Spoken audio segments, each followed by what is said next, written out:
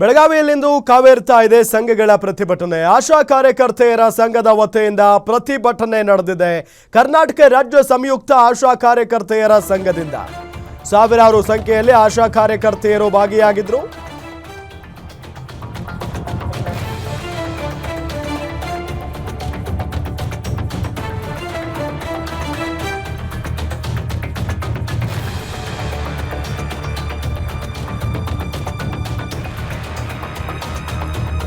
ವಿವಿಧ ಬೇಡಿಕೆಗಳ ಈಡೇರಿಕೆಗೆ ಆಗ್ರಹಿಸಿ ನಡೀತಾ ಇದ್ದಂಥ ಪ್ರತಿಭಟನೆ ಇದು. ಮಾಲಿನಿ ಸಿಟಿ ಬಳಿ ಆಶಾ ಕಾರ್ಯಕರ್ತೆಯರು ಪ್ರತಿಭಟನೆಯನ್ನ ಮಾಡಿರೋದು. ಕೇಂದ್ರ ಸರ್ಕಾರದ ಪ್ರೋತ್ಸಾಹ ಧನ, ರಾಜ್ಯ ಸರ್ಕಾರ ಗೌರವ ಧನ, ಮಾಸಿಕ 15,000 ಗೌರವ ಧನ ನೀಡಬೇಕು ಅಂತ ಆಗ್ರಹಿಸಿ ಪ್ರತಿಭಟನೆ ನಡೀತಾ ಇರೋದು. ರಾಜ್ಯ ಸರ್ಕಾರ ಕೊಟ್ಟ ಮಾತಿನಂತೆ ಗೌರವ ಧನ ನೀಡಿಲ್ಲ. 1,500 ಪ್ರೋತ್ಸಾಹ ಧನ ಕೂಡಲೇ ಬಿಡುಗಡೆ ಮಾಡಬೇಕು ಅನ್ನೋದು ಆಗ್ರಹ. ನೋಡಿ, ಬೆಳಗಾವಿಯಲ್ಲಿ ಬೇರೆ ಬೇರೆ ಸಂಘಟನೆಗಳು ಪ್ರತಿಭಟನೆಗಳನ್ನು ಮಾಡ್ತಾ ಇದ್ದಾವೆ.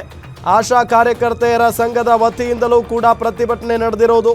ಕರ್ನಾಟಕ ರಾಜ್ಯ ಸಂಯುಕ್ತ ಆಶಾ ಕಾರ್ಯಕರ್ತೆಯರ ಸಂಘ ಈಗ ಪ್ರತಿಭಟನೆಯನ್ನ ಮಾಡ್ತಾ ಇದೆ. ವಿವಿಧ ಬೇಡಿಕೆಗಳ ಈಡೇರಿಕೆಗೆ ಆಗ್ರಹಿಸಿ ಮಾಲಿನಿ ಸಿಟಿ ಬಳಿ ಪ್ರತಿಭಟನೆ ನಡೀತಾ ಇದೆ. ಕೇಂದ್ರ ಸರ್ಕಾರದ ಪ್ರೋತ್ಸಾಹ ಧನ, ರಾಜ್ಯ ಸರ್ಕಾರದ ಗೌರವ ಧನ, ಮಾಸಿಕ 15,000 ಗೌರವ ಧನ ನೀಡಬೇಕು ಅನ್ನೋದು ಆಗ್ರಹ ಆಗಿದೆ.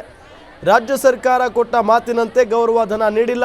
1,500 ಪ್ರೋತ್ಸಾಹ ಧನ ಕೂಡಲೇ ಬಿಡುಗಡೆ ಮಾಡಬೇಕು ಅನ್ನೋದು ಆಗ್ರಹ.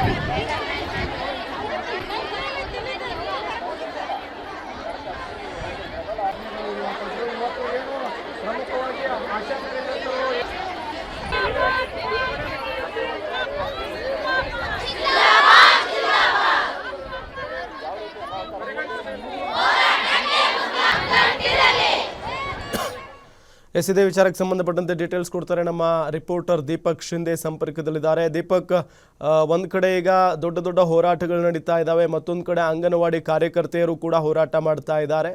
ಏನು ಅವ್ರ ಬೇಡಿಕೆ, ಯಾವ ಕಾರಣಕ್ಕಾಗಿ ಹೋರಾಟ ನಡೀತಾ ಇದೆ?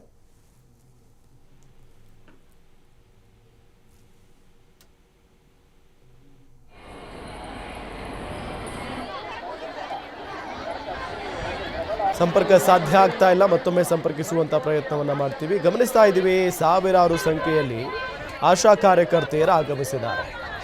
ಅವರಿಗೆ ಅವರದ್ದೇ ಆದಂಥ ಒಂದಿಷ್ಟು ಬೇಡಿಕೆಗಳಿದ್ದಾವೆ. ಯಾಕೆ ಸರ್ಕಾರ ಕೊಟ್ಟ ಮಾತಿನಂತೆ ಗೌರವ ಧನ ನೀಡ್ತಾ ಇಲ್ಲ ಅನ್ನೋದು ಅವ್ರ ಪ್ರಶ್ನೆ.